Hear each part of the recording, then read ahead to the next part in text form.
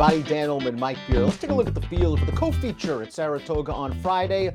The Grade 2 Saratoga Oaks Invitational. $400,000 is the purse.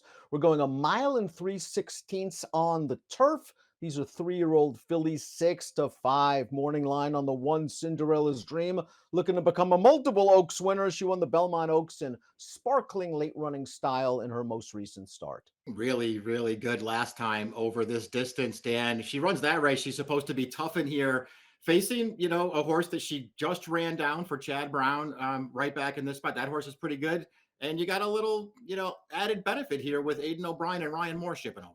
Really nice to see them here with the 5 Green Finch, and it'll be really interesting to see how the pace plays out. We won't have pace data for the 5 Green Finch on our Timeform US pace projector, but Green Finch took them gate to wire last time out in Ireland. I think Ryan Moore will have her off the lead in here because Macanga, the 4, looks like the main speed. That might help Segesta, who was on the lead last time out. She'll be close, but maybe she won't be doing all of the hard work. Yeah, I looked at it kind of the same way. It feels like the 4 just sort of has to go to the lead in here, and I'm sure that she'll get a little bit of an easier trip this time than she had in the Wild Applause trying to make the pace.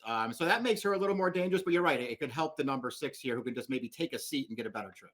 Cinderella's Dream, a very logical favorite. She's won 5 of 6. The only loss coming in the English 1,000 guineas. Her North American debut was very good in this race. The Belmont Oaks, and Cinderella's Dream was able to sit off a pretty solid pace set by Segesta.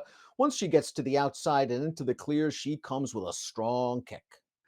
Yeah, this is really good stuff here. The pace was legitimate in front of her, so it's not like she had no setup in here, but she has a lot of work to do in the stretch, Dan. She fires a good one, and she runs over 2 really good horses late in this race. This filly, there's no telling, Dan. She could take another step forward in here, and if she does, it's going to be too hard to beat, I think. William Buick again aboard for Charlie Appleby and Godolphin. The 2 is Dancing in Dixie, coming off a stakes win in her own right. That was at 1 mile, though, at Churchill Downs, the Tepin, where she rallied from well off of the pace to score. She's going to have to stretch out. I think she's a little bit underrated. She's had some trips in some races, and she's gotten up at big prices to sort of complete your single race exotics. Seems like a tough spot, though, for her, and I'm not sure she's going to be as effective at this longer distance. Yeah, I'm worried about that too. Her running style is really problematic as well. She does have a pretty nice kick to her, Dan, but she's not the strongest finisher in this field. I really liked her winning the Tepin last time. She had a nice setup in that race, but once again, she came with a really good kick through the stretch. That's what she does in her turf races. Rick Dutrow has the next 2 entrants, including the 3, Katherine and Marissa, who was the 3rd place finisher in the Tepin. That race snapped a mini 2-race winning streak, but she ran just fine, beaten less than a length by Dancing in Dixie. It seems like she just keeps improving start after start. Another one's going to stretch out. This one I'm not too worried about the extra distance for. It's all about whether she's good enough. Yeah, she has a lot to prove in this kind of a field for sure. I think she'll get a decent trip in this race too, because she's pretty tactical, Dan. We'll just see how she classes up. I personally didn't see much of an excuse for her in the Tepin last time. I thought all in all that trip worked out, and Dancing in Dixie was just better than she was. Macanga is the number 4, and she should be the pace setter in here. A gate-to-wire winner for Dutrow, 2 starts back in a first-level allowance. Sometimes she gets a little bit speed crazy, and she just went real fast on the lead last time out in the Wild Applause. Second quarter mile and 26 and change, and Macanga had a big lead turning into the stretch, and you're going to see those strides start to shorten at 1 mile. Yeah, she gets really tired in here. You want to give her the benefit of the doubt for this, Dad. She went either looking for the lead. Chad Brown is going to run her down here with the favorite, but Chad had 2 in here, and one of his other horses would not concede to Macanga in that race and just made her race from start to finish. Macanga paid the price, but she actually ran really well in there. We'll see what kind of trip she can pull in this race. Hopefully she can settle down just a bit, because she's likely to be leading them when the real racing begins, and she should be a square price for the legendary Johnny Velasquez. All world connections on the 5 Green Finch. Aiden O'Brien, Ryan Moore by Triple Crown winner Justify.